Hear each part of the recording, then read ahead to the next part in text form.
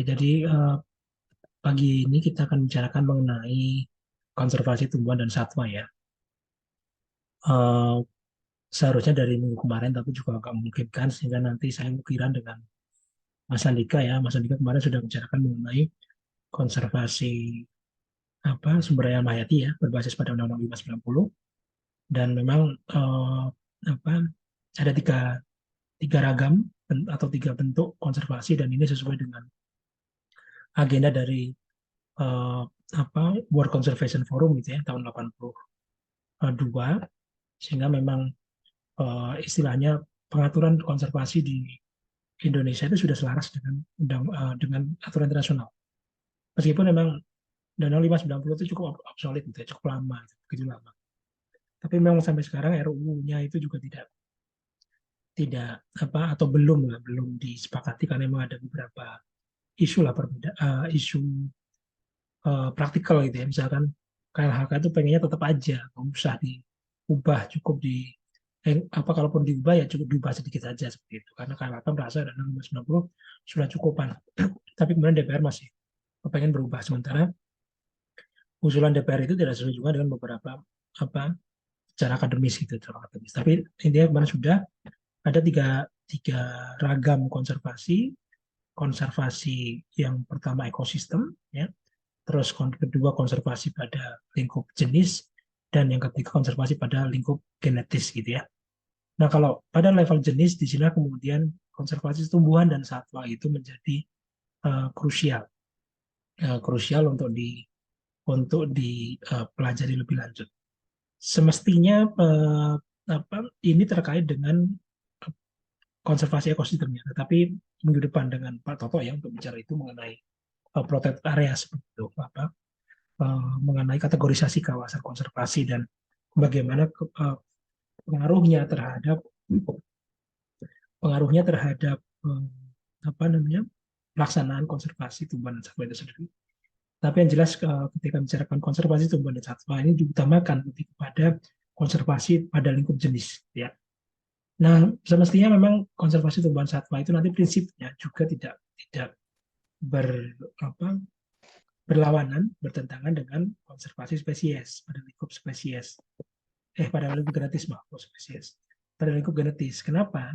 Karena dalam konservasi tumbuhan dan satwa salah satu unsur yang harus diperhatikan prinsip hukumnya yaitu menjaga kemurnian genetis. Jadi ini terkait dengan misalkan gampangannya gitu ya. Uh, Orang hutan, ya. Orang hutan yang kita ketahui mungkin hanya cuma orang hutan itu toh, gitu ya. Orang hutan itu toh. Atau kemudian ya orang hutan cuma satu istilahnya gitu ya. Tetapi sebenarnya orang hutan itu juga ada pembedaan-pembedaan. Orang hutan Kalimantan berbeda dengan orang hutan Sumatera. Terutama perbedaan ini kalau kemudian kita kaitkan dengan ekosistem, gitu ya. Karena memang ekosistem di Kalimantan dan Sumatera cukup berbeda. Meskipun ada kemiripan, tetapi sebenarnya berbeda. Secara gaya adaptasinya, orang hutan itu juga berbeda sebenarnya gitu. Dan secara genetis, DNA itu bisa ditelusur. Apakah kemudian suatu orang hutan itu dia basisnya ke yang Sumatera atau basisnya ke Kalimantan seperti itu. Misalkan gitu ya. Contohnya, KLHK itu menemukan dan ini kemudian di istilahnya menjadi tindakan administratif gitu ya. KLHK menemukan ketika ke Taman Safari Bogor misalkan, dari Direktorat Konservasi Sumber Daya Hayati gitu ya, menemukan bahwa orang hutan yang di Taman Safari itu sebenarnya salah informasinya. Dituliskan orang hutan itu dari Kalimantan, sebenarnya dari Sumatera seperti itu. Nah ini berpengaruh kepada uh, penegakan hukum, tanda kutip, kemudian diberikan sanksi administratif berupa teguran. Ini tolong disesuaikan, gampang gitu. Itu sesuatu yang, pada konteks hukumnya itu sesuatu yang praktikal, tapi di dalam hukum konservasi atau aspek hukum dalam konservasi akhirnya itu cukup berpengaruh. Nah sehingga nanti kita akan diskusikan mengenai konservasi tumbuhan dan satwa ya, meskipun mungkin nanti ada beberapa atau cukup banyak gitu isunya yang isu praktikal seperti itu.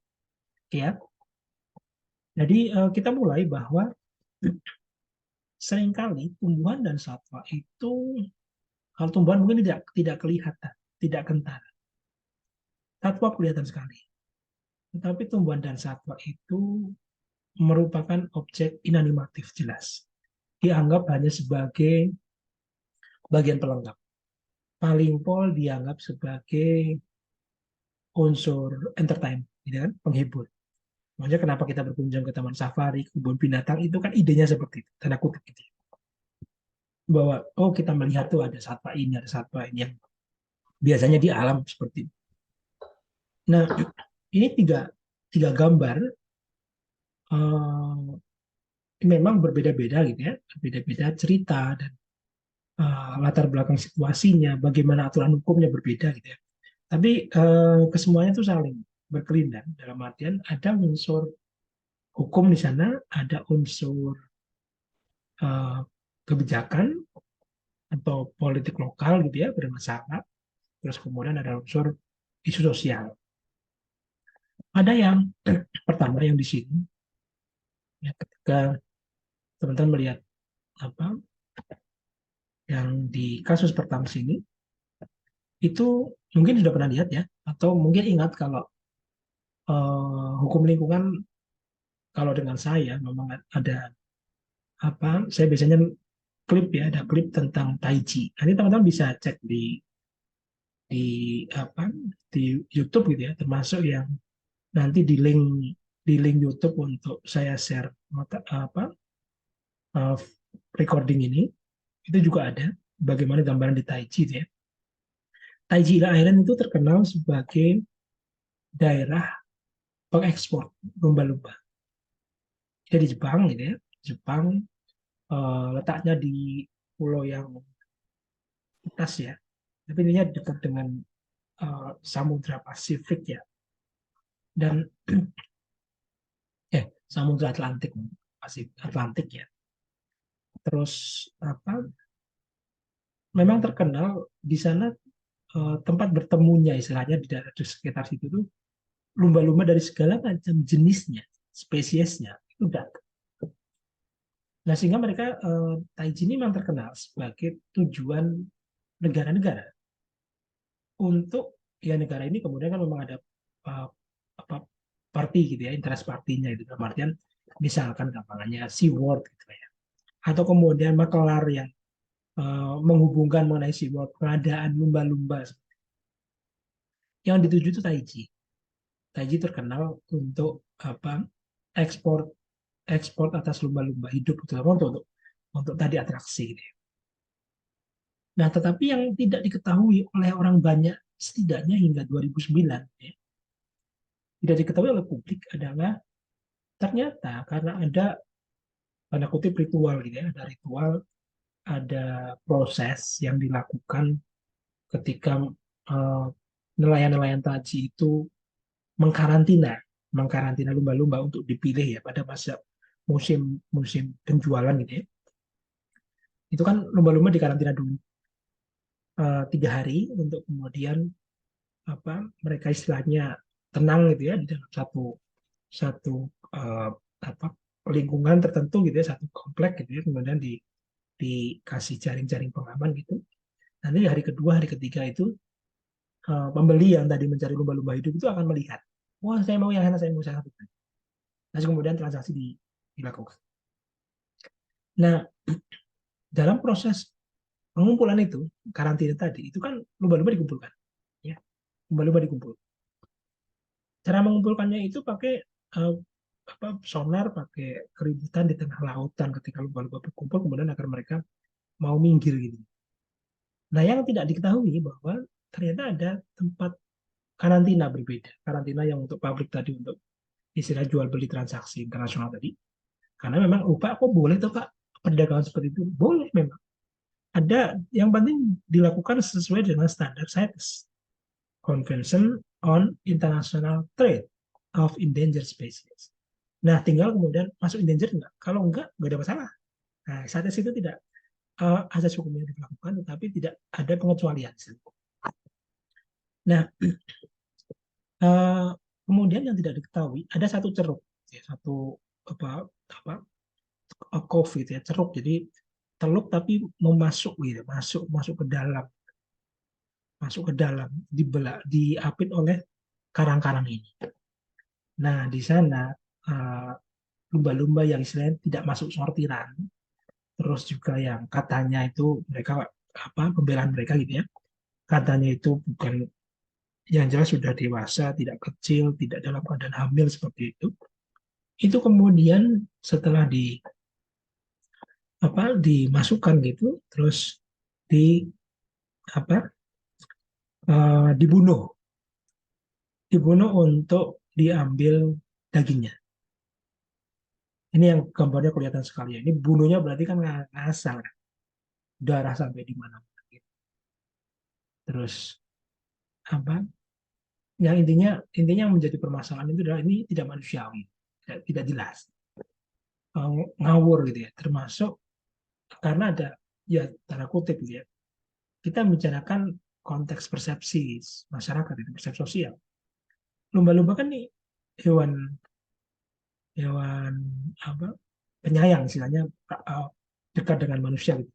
Ya meskipun banyak, saya pikir mungkin teman-teman juga membaca bahwa enggak juga lumba-lumba itu apa uh, tanda kutip enggak sepenyayang itu entahlah, pokoknya ada juga beberapa artikel seperti itu. Tapi intinya lumba-lumba itu kan identik dengan mamalia yang sebenarnya beramah dengan manusia, tidak pantas gitu ya.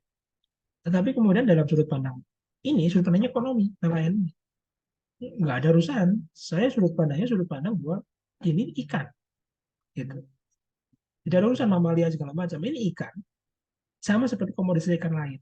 Bedanya, lumba-lumba nilainya tinggi. Kenapa? Dijualnya sebagai dengan label daging paus. Nah, itu yang terjadi di Jepang. Uh, labelnya daging paus. Dan paus itu merupakan salah satu daging yang uh, bisa dijumpai di Jepang. Tidak semua toko memang, tetapi itu merupakan uh, apa? Memang daging untuk konsumsi gitu ya, yang notabene memang harganya eksklusif lah.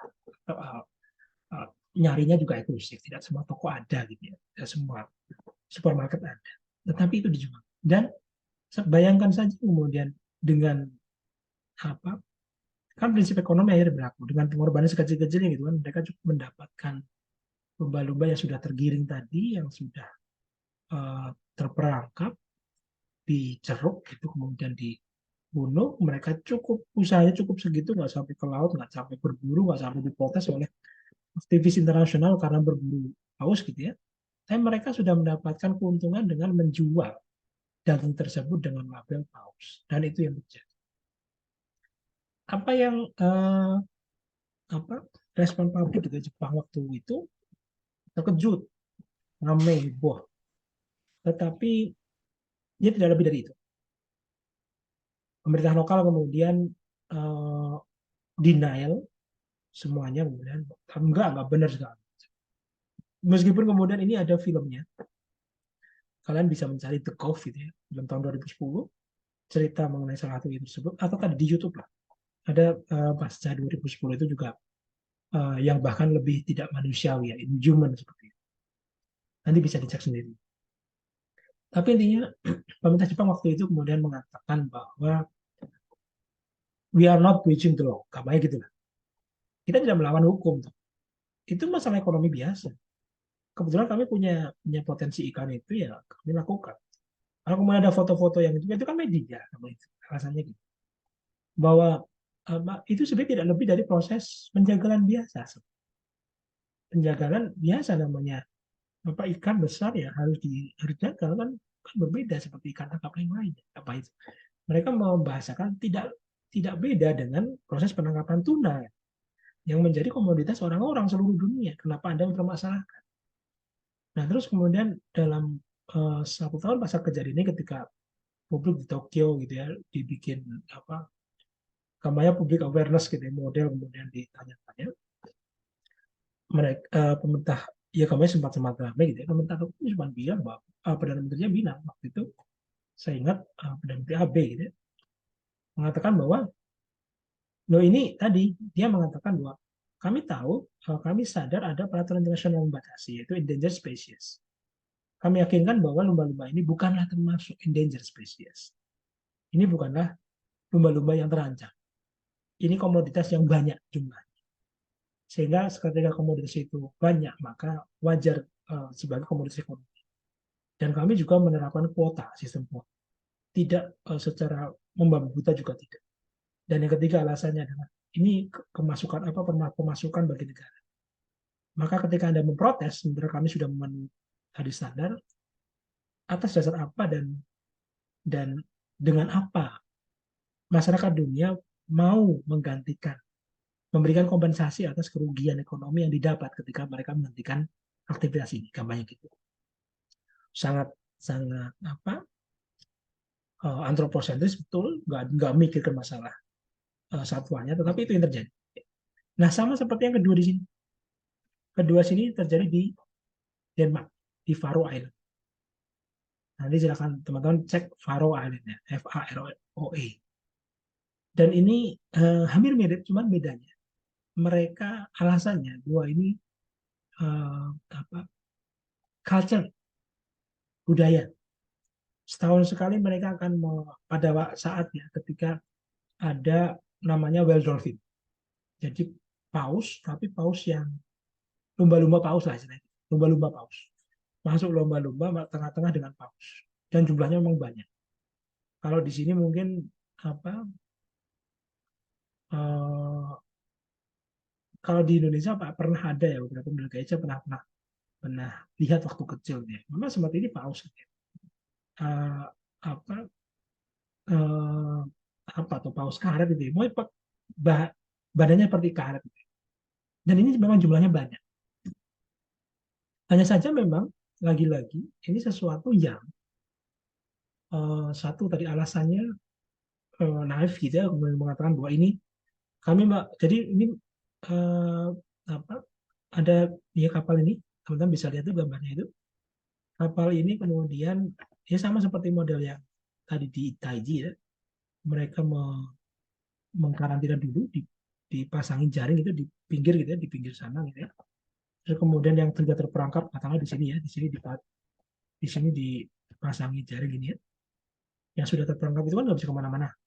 Terus kemudian mulailah karena mereka tidak menganggap manusia sebagai ancaman, mereka nggak sadar ketika manusia penyelam ya, penyelamnya itu kemudian menali ekor mereka ditali, terus kemudian tarik ke daratan pakai kapal. Sama seperti kejadian ini.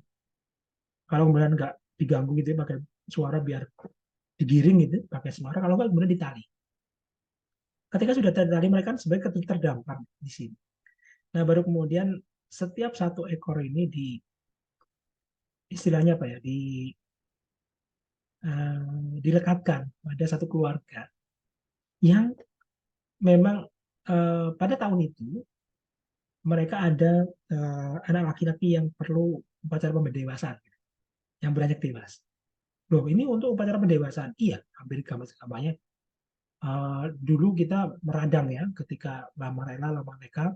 Teman-teman ingat mungkin pernah melihat itu ya, di klip apa-apa yang di Indonesia itu yang pakai alat tradisional, pakai perahu kecil itu, terus kemudian pakai bambu gitu, kemudian menombak paus gitu ya. Dan itu memang ada di Pulau Timur, meskipun sekarang sudah nggak, per 2017 alhamdulillah tidak. Tapi waktu itu kita meradang ketika kita Indonesia yang ditembak, banyak negara maju kita tembak. Indonesia tidak melakukan konservasi paus dan seterusnya. Tetapi yang tidak kelihatan seperti ini, malah mereka tiap 10 tahun gitu. Bahkan beli lebih banyak. Kalau Indonesia cuma satu. Untuk barang-barang upacara pendewasaan juga, tapi cuma satu. Kalau ini banyak. Kemudian di istilahnya yang anak laki-laki yang mau dewasa tadi, yang beranjak dewasa itu untuk budaya Viking gitu, di Denmark itu, kemudian mereka diminta untuk nyembelih paus ini. Akhirnya seperti inilah gambarannya. Terus ini gimana Pak dagingnya? Dibiarkan? Enggak juga. Ini darah dingin ya. Ini memang nggak lama nggak masalah. Ini kemudian dipotong-potong, dibagi-bagi seluruh warga. Karena memang daging paus ya, meskipun sebenarnya tidak termasuk kategori ikan ya. Meskipun sebenarnya nanti menjadi menarik sebagai konservasi itu apa? Dalam konteks hukum. Ikan itu dalam undang-undang perikanan semuanya, termasuk paus itu masuk ikan. Kategori hukum, definisi hukum. Tetapi taksonomi ilmu ilmiah, keilmuan biologi, paus tidak termasuk ikan. Ikan itu Pisces. Nah ini kan benar. Sebenarnya ini menjadi satu isu dasarnya. Uh, ikan itu Pisces.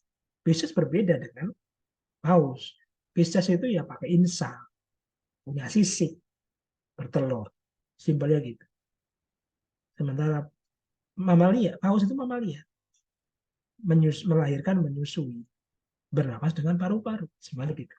Nah ini kan sebenarnya. Tapi ini sekedar ini cerita bahwa ini tadi kita belum bicara aspek aspek apa hukumnya gitu. Aspek hukumnya tadi saya katakan paling mendasar simpelnya Jepang, Finland, Denmark itu mengatakan juga loh ini bukan yang dilindungi kok kami nggak bermasalah gitu. Karena mereka menganggap ini banyak di sini nggak ada yang endangered, nah, termasuk ada bias di dalam pengaturan mengenai kategorisasi uh, mamalia air besar gitu ya. Di dunia itu memang ada permasalahan banyak kepentingan di sana. Tapi ini contoh bagaimana kemudian kepentingan itu saling berkait dengan kaitannya dengan satwa. Nah terakhir karena kita sudah bicara banyak mengenai gambar ini sebenarnya, ini di mana kira-kira? Di Sorong, kejadian tahun 2018, bulan Maret 2018, ada 292 buaya muara ini yang kemudian mati sia-sia istilahnya. Kenapa Pak bisa sampai 292 itu mati? Ya, diburu, pokoknya dieksekusi sama warga. Kok bisa? Simpel masalahnya. Satu, besok dikaitkan dengan totok gitu ya. Meskipun nanti sebenarnya mungkin sedikit gitu ya. Satu, kemudian tidak ada pengawasan atas izin penangkaran konservasi. Karena penangkaran itu bagian dari konservasi, tapi tidak ada pengawasan atas izin. Ini tempat penangkaran buaya ya. Jadi breeding facility. Boleh Pak, boleh. Tidak masalah. Apalagi kemudian tidak termasuk satu kategori satwa yang terancam punah, terancam bahaya misalnya. Enggak, ini banyak. Buaya ini banyak, buaya muara ini banyak. Di kali-kali yang sering di sungai-sungai yang sering jadi berita di Kalimantan tuh buaya-buaya seperti ini banyak. Terus ketika bertelur banyak dan bisa dikembangbiakan. Banyak penangkaran buaya banyak. Tidak cuma di Papua, tapi di beberapa tempat lain banyak. Nah, kebetulan tidak ada pengawasan terhadap izin ini. Ini cerita umum di negara kita cerita umum. Negara lain apakah ya? Sama juga. Ini tidak ada pengawasan satu. Yang kedua, ketika tidak ada pengawasan, respon atas suatu permasalahan terkait dengan satwa terhadap konservasi itu lambat. Jadi ceritanya warga di Sorong itu sudah sering mengeluhkan mengenai buaya yang kerap lolos dari satu tempat penangkaran. Penangkarannya luas, tetapi kemudian kan tempatnya itu ada bagian dari penangkaran yang merupakan apa lembaganya itu ya di bagian itu yang istilahnya rawa-rawa itu. Dan rawa-rawa itu kan batasannya cuma batasan gampangnya komplek komplek penangkaran itu kan gitu. Ada beberapa bagian yang kemudian jelas berinteraksi langsung dengan rawa-rawa umum yang aksesnya ke mana-mana. Gitu. Dalam artian masyarakat juga bisa mengakses sehingga dan itu rusak kawatnya di sana rusak bolong-bolong. Intinya buaya itu bisa lolos ke sana itu bisa. Dalam 2 tahun terakhir 2016 sampai 2018 itu sekurangnya itu ada yang tercatat itu ya oleh warga itu sekurangnya itu ada 5 kejadian ketika warga digigit buaya. Digigit habis enggak, ya cuma digigit ya digigit gampang. Ya mungkin kakinya kemudian diamputasi, putus segala macam ya, tapi meninggal enggak, tetapi digigit buaya. Nah, sampai kemudian kalau tidak keliru bulan Februari itu ada seorang yang juga digigit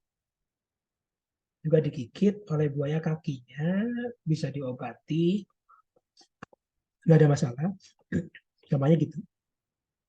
Dan mungkin karena infeksi gitu ya, infeksi terus bisa jadi orangnya juga kena gula dan seterusnya. Itu yang tidak saya ketahui penelusurannya gitu ya, tidak lengkap sampai ke situ. Tapi kemudian intinya setelah beberapa saat, kira-kira sekitar 1 bulanan, orang itu meninggal. Nah, berita ini kemudian dan menyeruak bahwa orang meninggal ini karena digigit buaya.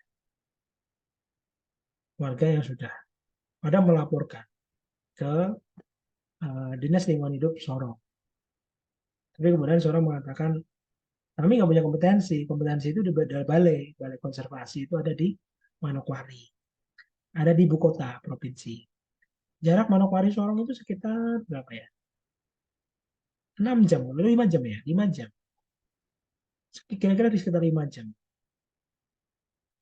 Jadi akhirnya intinya nunggulah dari laporan kemudian menunggu dengan proses segala macam kira-kira 8 jam. Selama 8 jam itulah kemudian warga sudah geram, sudah nggak sabar. Udah ayo segera. Akhirnya terjadilah seperti itu. Mereka berbondong-bondong, semua orang pakai apa yang bisa ditemui, merangsak ke situ. Pokoknya yang bisa kelihatan, kalau bisa pokoknya apa tombak di segala macam dikumpulkan di situ. Akhirnya 292 inilah yang menjadi korban, besar kecil, tua muda gitu ya, nggak ada urusan, mati semua. Satu buaya di penangkaran tadi. Nah, konteksnya secara konservasi sebenarnya ini sangat disayangkan, jelas. Karena kemudian 292 itu jumlah yang banyak. Gitu. Itu mempengaruhi populasinya sedemikian drastis. Terus, terus gimana Pak? Ya semestinya ada aturannya, kan? Ini kan bicara izin nih. Tidak semua buaya di situ bersalah kan juga tidak. Tinggal kemudian diminta ditaati kan gitu simpelnya gitu. Karena kebetulan itu pabriknya pemiliknya orang Surabaya juga. Jadi gambarnya di sana cuma penjaga. Ya sudah. Dan secara hukum semestinya kalau ada permasalahan, memang yang berwenang itu petugas. Nah, tapi kan petugas nggak ada data. Nah, itu cerita sendiri. Tapi inilah contoh gambaran bahwa isu permasalahan terkait dengan perlindungan satwa itu sangat berlebihan. Nah, batasannya apa sebenarnya? Batasan konservasi tumbuhan dan satwa itu satu, diberlakukan untuk semua tumbuhan satwa yang hidup secara liar. Nah, ini penting. Yang ada di habitat liar. Dalam artian berarti tidak dipelihara atau dikembangkan manusia. Nah, terus berarti yang kayak tadi gimana Pak breeding? Nah, ini catatan. Breeding itu sebenarnya upaya penangkaran, upaya konservasi. Tetapi kemudian ada kemanfaatan diperbolehkan gitu. Berarti sebenarnya itu termasuk satwa liar. Iya. Nah, ini. Jadi satwanya itu liar. Memang kemudian ada breeding, ada diternakan gitu ya. Tetapi statusnya dia termasuk satwa liar. Karena sebenarnya hidup secara liar. Bukan kemudian istilahnya ada kutip secara sifat kemudian dia ada sejak awal di manusia dan kembangkan manusia. Terus baik yang dilindungi maupun tidak dilindungi. Berarti sebenarnya konservasi tumbuhan dan satwa itu tidak hanya bicara satwa yang lindung. Memang untuk satwa yang lindung itu ada perlindungan hukum lebih. Tetapi yang tidak lindung bukan berarti atas tidak di, uh, diperbolehkan atau termasuk dalam komponen lindungnya itu tidak. Nah, ini yang kemudian dari sifat liar tadi, kemudian yang ke ini. Jadi sebenarnya konservasi perlindungan hukumnya itu sifat liar yang utama. Nah, baik meskipun dia di lingkungan buatan, di lingkungan alam lingkungan buatan tadi penangkaran nggak ada masalah, sifatnya liar. Nah, izin itu difungsikan untuk melakukan pelindungan. Terus kemudian belum mengalami domestikasi. Domestikasi apa? Dimanfaatkan oleh manusia. Domestik, menjadi satwa domestik. Contohnya apa, Pak? Kalau domestikasi? Simpelnya, topeng monyet. Meskipun sebenarnya, tak dulu Pak, status satwanya kalau kemudian makaka filarius, maksudnya situ lihat dong Pak. Iya, tetapi kemudian kalau jumlahnya banyak di dalam satu tempat, kemudian dia sudah, misalkan, jumlahnya begitu banyak. Terus di daerah apa Riau misalnya gitu ya, sekitar daerah Riau sana ya, daerah Melayu gitu ya, biasa dijadikan peliharaan untuk manjat kelapa, pohon kelapa dan ngopek kelapa, ya kan? Seperti itu. Pak, saya belum pernah lihat, ya Upin Ipin, baiknya. Nggak pernah lihat Upin Ipin ada. Memang ada seperti itu. Nah itu sebenarnya domestikasi. Nah, pada posisi itu kemudian tanda kutip pemisahan, konteksnya pemisahan. Tidak kemudian kita membicarakan statusnya tetap ada tanda kutip perlindungan umum, tetapi sebenarnya berbeda cerita istilah itu, berbeda rejimnya. Meskipun memang rejimnya nanti juga bisa kita permasalahkan. Nah, terus dalam jumlah yang melimpah maupun yang sangat terbatas. Jadi akhirnya jumlah itu akan berpengaruh kepada tingkat kerawanan dari spesies. Jumlahnya sedikit sekali Pak, ya berarti bisa jadi dia dikatakan apa endangered gitu ya. Tapi kalau ternyata sangat sedikit sekali Pak, ya bisa jadi kemudian yang dikatakan near extinct misalkan gitu. Atau vulnerable sekali misalkan. Nanti kita lihat di sana. Nah, ini batasannya. Sehingga konteksnya kemudian begitu luas. Nah, hanya saja kemudian kita lihat bagaimana batasan hukum diterapkan secara menyeluruh. Tidak hanya berbasis pada Undang-Undang Nomor 5/90. Maka tumbuhan satwa itu ada yang asli Indonesia dan ada yang asing dari originnya ya, dari asalnya. Maka kemudian ketika asli Indonesia, maka ada 35 spesies yang masuk sebagai istilahnya perlindungan ring 1 lah istilahnya gitu. Betul-betul upaya perlindungan itu utama. Nggak boleh ada upaya-upaya yang dilakukan untuk misalkan, Pak saya pengen di sana itu dimodifikasi sedemikian rupa misalnya gitu. Nggak boleh. Adapun modifikasi itu harus sebenarnya sesuai dengan pengaturan tertentu, misalkan apa, pada Cula 1 di Cungkurong. Nah, sama seperti itu. Komodo. Pak Komodo dibikin Jurassic Park, Pak. Oh, masih proses memang dibikin Jurassic Park. Tapi yang di Jurassic Park itu bukan di Pulau Komodo, di Pulau Rinca, satu pulau sendiri. Dan itu memang bagian dari program strategis ya untuk mengelola kawasan konservasi, kawasan pariwisata strategis seperti itu ya. Ya ada dasarnya. Oh, maka sebenarnya boleh Pak ya sih, yang tanda kutip istilahnya kan yang penting tidak mengganggu habitat. Gitu. Itu yang penting utama itu. Terus kemudian dari statusnya, maka kemudian ada yang lindung, ada yang tidak lindung, dan kemudian skopnya atau jangkauannya ada yang kemudian terdaftar dalam appendix CITES. Jadi memang satwa-satwa yang tanda kutip itu memang tumbuhan satwa yang vulnerable itu memang secara internasional gitu ya. Itu masuk dalam appendix CITES. Misalkan apa ya kemarin tadi, pada berjumlah 1 itu masuk appendix CITES. Saya kemudian lingkup perlindungannya itu utama jelas, apalagi dia asli Indonesia gitu ya. Tambah lagi, terus statusnya pelindung juga. Oh, punya berlipat-lipat. Intinya berarti nggak boleh tuh asal ngawur tindakan ngawur terhadap itu aja langsung bisa dikenakan apa ya, pasal ya. Nah pasal ini yang kemudian nanti kita singgung kalau memungkinkan gitu ya. Tetapi intinya kalau kemarin teman-teman lihat di Undang-Undang Nomor 5/90 dengan Mas Andika, ada satu permasalahan mengenai catatan ya, kritisi atas Undang-Undang 5/90 itu terkait dengan pidana. Pidananya khususnya untuk perlindungan tumbuhan dan satwa itu yang dikatakan masih kurang menyeluruh, pilihan diksinya itu bermasalah. Tapi itu cerita di belakangnya. Nah, kenapa sebenarnya tumbuhan satwa itu perlu dilindungi? Nah, ini sebenarnya pertanyaan yang krusial agar teman-teman paham konteksnya. Kenapa sebenarnya perlu dilindungi? Yang paling pertama karena kita bicarakan ada kemanfaatan ekonomis yang bisa dieksploitasi atas tumbuhan dan satwa, ya kan? Ini gambar contoh saja gitu ya. Contoh saja yang apa paling mudah lah ya. Ini tadi tumbuhan satwa liar itu dijadikan jadi sarimin, dinamai sarimin dan seterusnya, dan jadilah objek untuk topeng monyet kan itu. Dan yang mungkin tidak pernah kita ketahui, tidak pernah teman-teman ketahui, topeng monyet itu komoditas dan bisnis ya, bisnis ada jaringannya. Jadi bukan kemudian topeng monyet itu sekarang juga agak jarang, mungkin sudah ditertibkan KLHK ya.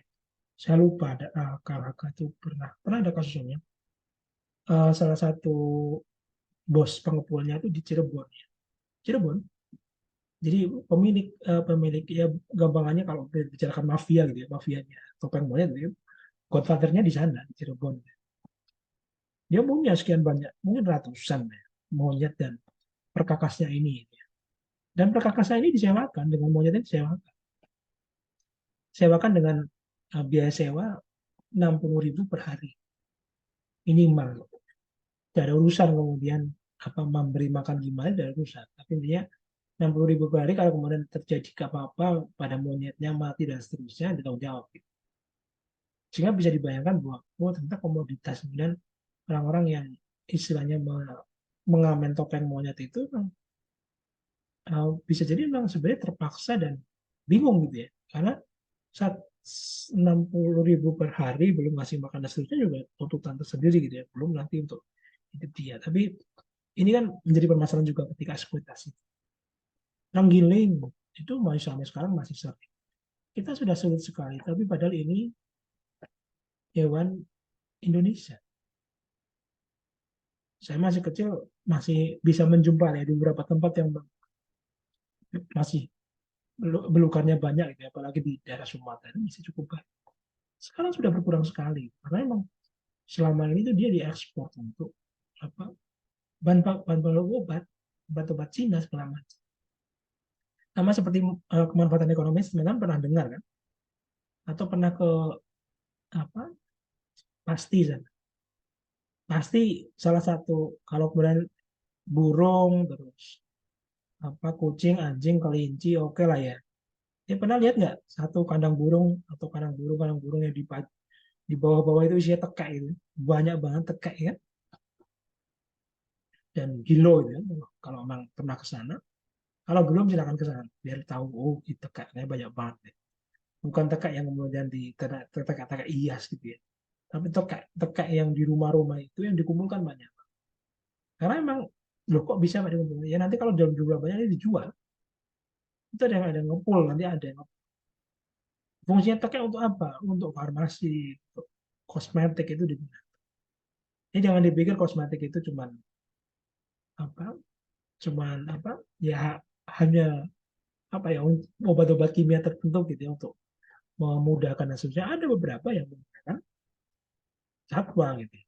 Termasuk satwa itu L'Oreal Paris pernah diprotes tahun 2006 karena kemudian dia uji cobanya itu pakai Ginepik, pakai kelinci percobaan itu mereka melakukan uji coba juga. Loh, kok bisa Pak kosmetik untuk manusia kok uji cobanya pakai Ginepik?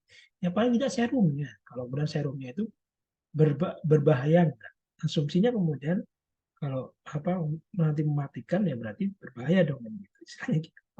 Tapi intinya itu dilakukan gitu ya. Uji coba seperti itu kemudian waktu itu diprotes. Dan manfaat ekonomis itu kan kita bicara begitu banyak pada unsur misalkan konsumsi. Konsumerisasi kan begitu mudah untuk dialu-alukan gitu, untuk ditinggi-tinggikan. Orang senang untuk makan uh, makanan yang eksotis gitu kan. Gampangnya kan gitu. Dulu pernah ada, nggak tahu otaknya sampai mana juga saya nggak tahu. Tapi kemudian sudah sampai bikin restoran di depan amplas. Oh, balihonya gede banget, hiu bakar. Orang ini kayaknya nggak mikir ya, nggak punya otak kan. Dia nggak berpikir bahwa hiu itu nggak boleh. Tapi kemudian terang-terangan bikin hiu bakar karena mungkin ya sesat pikir yang sangat dangkal gitu ya, karena kemudian dia mungkin bisa menemukan hiu di apa di beberapa pantai di Gunung Kidul gitu ya. Kalau kemudian sekarang sudah nggak ada yang berani. Tapi beberapa pantai gitu ya, kemudian mereka nelayan-nelayan bisa menceritakan bahwa saya bisa kok kalau stok hiu sekian sekian bisa. Karena kadang hiu-hiu kecil ya, hiu kecil yang paling sepaha gitu, paling sepaha ini. Tapi ada beberapa nelayan bisa nangkap. Nah, kemudian nekat tuh bikin, ya udah umurnya cuma 2 minggu setahu saya. 2 minggu langsung dilaporkan, langsung ditindak tegas. Udah, jadi warung itu, restoran itu setahu saya itu belum sempat launching jualan atau masih soft launching, kemudian ditutup.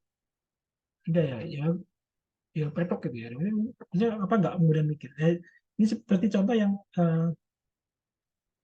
saya nggak ceritakan di sini berkaitan dengan teknologi.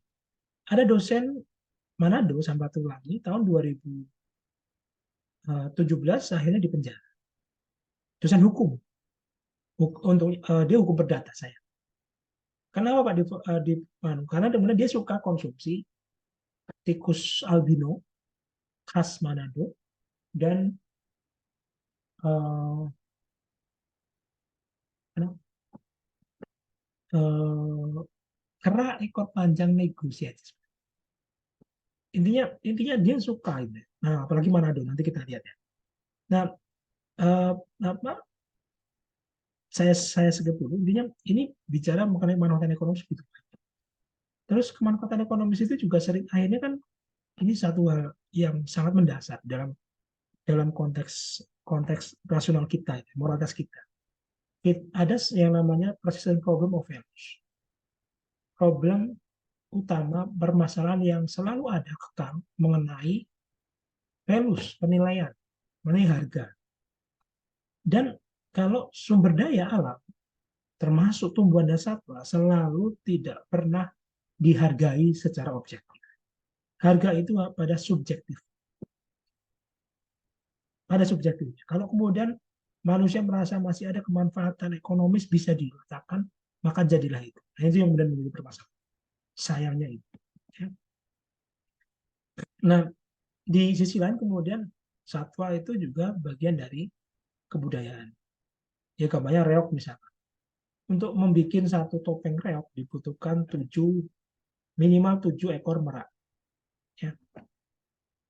Merak jantan ya, yang punya apa ekor menakjubkan itu kan merak jantan. Terus gimana Mbak merak itu? Ya diternakan, boleh silakan diternakan. Jadi intinya untuk mengawetkan istilahnya bagian dari budaya itu silakan, tapi kemudian diternakan, nggak boleh kemudian ngambil di alam bebas. Silakan boleh ternak berhasil, baru kemudian perizinan diperboleh. Saya gitu. Meskipun memang bikin topeng itu juga nggak terus-terusan gitu kan, karena kan ada ritualnya juga. Gitu. Tapi intinya dan ini berat ya, hampir 18 kilo kalau nggak keliru ya, 18 topeng reok. Tetapi ini sebagai contoh saja. Bahwa kemudian ada kebutuhan-kebutuhan tadi. Nah ini yang tadi saya katakan. Mungkin pernah pernah melihat di internet atau menipu. Pasar ekstrim Tomohon di Manado. Memang agak lumayan jaraknya, 20 menitan dari Manado ya. Tapi kan di daerah Manado juga. Dan kebetulan eh, penegakannya memang terlambat. Sekarang sudah mending ya, ditata istilahnya. Nggak boleh sampai kemudian lindung, nggak boleh. Tapi bahwa itu tadi konsumerisasi, itu kan isu cerita sendiri ya. Bagaimana kemudian orang, ya gambarnya di sana. Kalau orang yang suka banyak itu ya, makan daging sanca banyak, buah banyak, ya sudahlah terjadi kan gitu. Kan seperti itu. Bahkan kemudian kucing gitu kan. Kalau emang ada yang suka makan, kucing liar juga banyak, aturannya nggak ada. Sudah. Terus bajing-bajing atau anjing, ya anjing di sini ada masalah. Dan ini ada beberapa ekor kera nih. Ini sebenarnya nggak boleh, ini dilindungi. Nah tadi saya katakan dosen Manado, Universitas Samratulangi Manado itu pernah kemudian dipidana gara-gara dia memang suka konsumsi, tapi mereka lah urusan konsumsi itu kan urusan perut ya, nggak usah di kan, tapi kemudian dia uh, apa ya titik titik balik takaburnya gitu ya. Dia berpose berburu, bawahnya itu tikus albino dan kera nego ini, dan kera ini merupakan kera yang satu statusnya lindung. Sudah selesai, dia menurut pasal 22 ya, dan nomor 59. Intinya sebenarnya memang ini satu isu isu lebih lanjut gitu ya, ketika hal yang mungkin sepele atau mungkin bagi kita mungkin nggak juga sepele, tetapi ini sesuatu yang kalau kemudian kita akan bicara culture gitu ya, sesuatu yang mungkin memang di luar nalar kita, tetapi ada bagian lain yang mengatakan bahwa itu bagian dari culture yang it's okay, it's fine. Makan sanca itu enak, namanya gitu. Makan daging kucing enak, kayak kelinci misalnya gitu. Atau makan tongseng jamu itu enak juga kan. Bedanya kalau di sini kan masih, tapi sembunyi-sembunyi kan gitu. Tapi di sana enggak, bebas kan gitu. Nah ini yang menjadi menarik kan. Atau kemudian di Tibet ini apa? Kalau kemudian punya sabuk rompi dari kulit harimau dan seterusnya itu, dia pasti akan apa, status sosialnya lebih. Nanti kita jam 10 kurang sudah selesai ya. Jadi nggak usah khawatir mengenai pas saya ada kuliah dan seterusnya gitu ya. Eh, terus apa, di Cina ada kemudian taring-taring harimau itu berharga untuk atau tulang lah dimasukkan di sini. Ini ada, saya pernah pernah tahu produknya, ini dijual berapa juga. Mereka salah satu yang terkenal dari Gugujiu ini, Gugujiu ini adalah ciu ini, ya ini ciu ya, kan Gugu ciu, jadi ciu sebenarnya Arab beras. Tapi kalau dibandingkan dengan bekonang, saya pikir kalah mas ya, kalah kalah level dengan bekonang. Cuman kita nggak mengekspos bekonang gitu. Sebenarnya levelnya tuh makomnya sudah sangat keren. Mungkin setara vodka ini. Tapi ciu ini terkenal karena mereka mengklaim ada tulang harimau yang masuk dalam proses fermentasinya sehingga ada unsur apa, vitalitas lah seperti itu. Tapi ini sebagai contoh bahwa kemanfaatan ekonomi itu begitu banyaknya, begitu apa ya, subjektifnya gitu, sehingga memang menjadi permasalahan. Dan termasuk yang sebenarnya kalau tadi gambarannya kita bicarakan yang Pak itu kan, kalau gambar tadi yang betul-betul liar itu mungkin kelihatan mudah gitu, ya, untuk mengatur pelindungan. Nah juga sebenarnya dalam perlindungan satwa, domestikasi itu juga menjadi permasalahan kan gitu. Sampai sekarang sekurangnya kita kan belum memiliki peraturan mengenai undang-undang satwa, kan juga belum. Undang-undang satwa belum ada. Bagaimana kemudian tadi yang saya katakan tongseng jamu gitu, ya. Di Jogja masih ada yang legend legend sekali itu di depan Mataram, bioskop Mataram. Nanti setelah jam 5 sore, Pak, bioskop Mataram mana, lo jembatan Lempuyangan. Kalian pengen lihat jembatan Lempuyangan, terus kemudian arah ke selatan itu, dulu ada bioskop Mataram, itu sekarang Cakoting itu. Seberangan itu ada nanti di pojok itu kelihatan kecil, tapi ramai itu, Tongseng Jam, itu ya legend. Satu lagi di Kewek, Tongseng Jam. Tapi di Jogja hitungannya tidak parah lah, tidak se, separah misalkan di Solo, separah di Sukoharjo. Teman-teman cari sate kuku itu saking mudahnya, dicari sate kuku, dan nanti bisa dicari ya. Nanti mungkin saya uploadkan juga nggak masalah, tapi ada bisa cari dari Kompas ini video mengenai hal ini, dan itu saya pikir menjadi krusial untuk diketahui. Tetapi yang jelas satwa yang kemudian sebenarnya perlu pengaturan gitu, atau perlu setidaknya awareness lah, kepekaan hukum itu, karena seringnya kemudian terkomoditasi lah istilahnya, dijadikan komoditas, harganya nggak, biayanya nggak umum, nilainya nggak umum, nggak objektif sama sekali. Ya contohnya janda bolong kan, teman-teman ingat kan? Mungkin teman-teman juga pernah menjadi bagian dari yang, wah saya pernah dapat untung Pak jualan janda bolong, padahal di pinggiran, di Bantul, di pinggiran sungai banyak Pak, tapi jualan janda bolong kemudian uh, lakunya beratus-ratus ribu sampai jutaan. Tapi itu kan terjadi ketika sebenarnya apa? Kok di apa, akal-akalan untuk mengatakan itu komoditas tertentu kan seperti itu. Nah, intinya sebenarnya kalau kemudian karena satwa liar itu ada aturan sendiri, sebenarnya lebih mudah. Konteksnya adalah yang menjadi permasalahan di satwa domestik. Paling pol itu adalah pasal 302 ini awal. Yang lama, yang baru saya belum belum cross check ya. Ini masih yang lama. Apa terkait penganiayaan hewan. Itu saja. Terus kemudian kalau di peternakan paling pol itu hanya kalau untuk ternak. Kalau di ternak, kucing, anjing belum termasuk, tidak termasuk ternak, nggak bisa. Nah, mereka tengah-tengah bingung. Nah, meskipun sebenarnya uh, di sana sayangnya di undang-undang ini tidak ada pidana. Peternakan tidak ada pidana. Karena juga bingung tuh penggelongan sapi seperti apa. Buktinya sulit. Kecuali ada yang rekam. Nah, itu agak sulit. Nah, apa? Nah, kalau kemudian di PP 95, Kesehatan Masyarakat Kesehatan Hewan, itu memang ada larangan. Hanya saja ingat, ini PP. PP itu tidak ada tentuan pidana. Jadi ya, sanksinya sebenarnya tidak ada di pasal 92, itu paling. Cuman hanya larangan saja. Ini istilahnya peraturan-peraturan yang timpang. Di sana memang ada larangan tuh, ya. Nah, bagaimana kemudian tumbuhan satwa liar tumbuhan satwa yang liar tadi? Nah, ini pasal 21, kemudian pasal 4. Ada larangan. Memang yang mungkin kemarin sudah sempat dibahas ini tadi. Ada penggunaan kata dan yang dikatakan mempermasalah. Berarti keseluruhannya harus terpenuhi. Nah, ini kan susah. Padahal bisa jadi cuma menangkap, ya. Bisa jadi cuma memperniagakan.